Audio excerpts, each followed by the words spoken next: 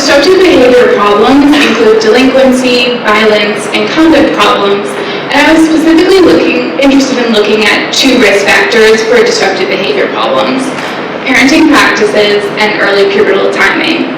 In my study, I found that low parental monitoring predicted greater disruptive behavior problems at 1 year, specifically for early developing girls.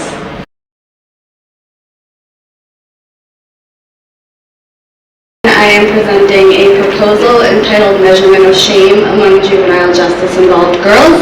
I became interested in this population through Dr. Giordani's research team and was floored by the extremely high rates of recidivism among these girls. One theory posits that the reason this recidivism rates are so high are because of feelings of shame and shaming, but there's not a lot of empirical research to evaluate this theory due to lack of proper measurement tools. So my research actually proposes to develop a measure to better understand shame in this population and potentially be generalized to the greater population as well.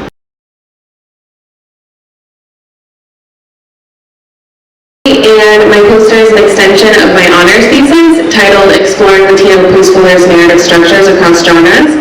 The aim of my study was to better understand how Latino children's narratives structures really developed and changed over the preschool years, as well as to compare their narrative skills across personal and fictional narrative genres.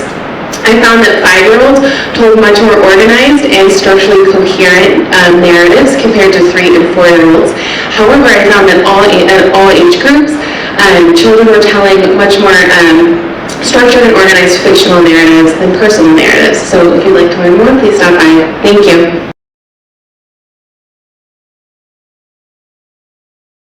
I'm presenting my honors thesis, which stemmed from a research project on Dr. Elise Capella's team. I looked at supportive relationships and academic outcomes in urban after-school programs.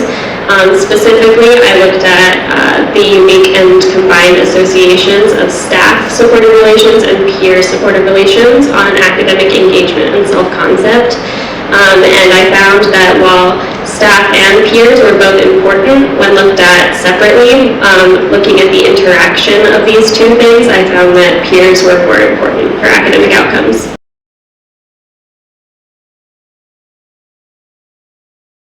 So my study aimed to first explore the parenting practices of low-income Latino mothers with their preschool children, and then relate these practices to preschoolers' self-regulation skills. Overall, I found that Latino mothers living in the United States tend to be authoritative in their parenting styles, and that they best support the development of behavioral self-regulation in their preschoolers.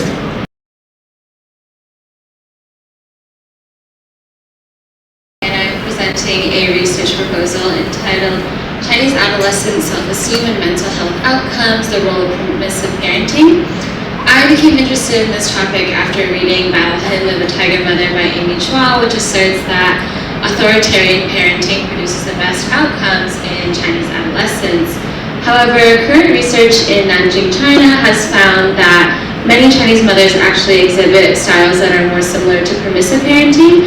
And so the purpose of my proposed study is to examine the prevalence and nature of permissive parenting of Chinese mothers and its effects on self-esteem in their children.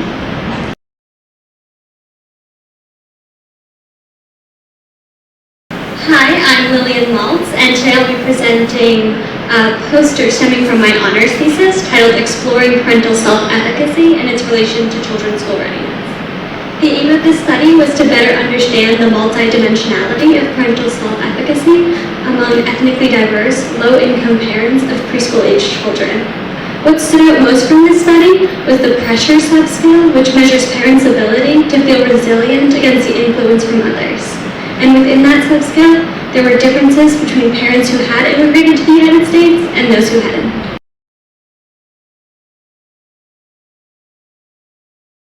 Hi everyone, my name is Jacqueline Yee. My poster stems from my honors thesis titled System Justification and Mental Health in Juvenile Justice-Involved Youth. System justification theory proposes that people have a tendency to believe that the world is fair, to support and rationalize the status quo. So the current study explored these perceptions in juvenile justice-involved youth special attention to gender differences and associations with mental health. I found that these youth do endorse system-justifying beliefs. The boys are more likely than girls to believe that the world is fair, and that stronger endorsements of system justification were associated with lower levels of anxiety and depression for girls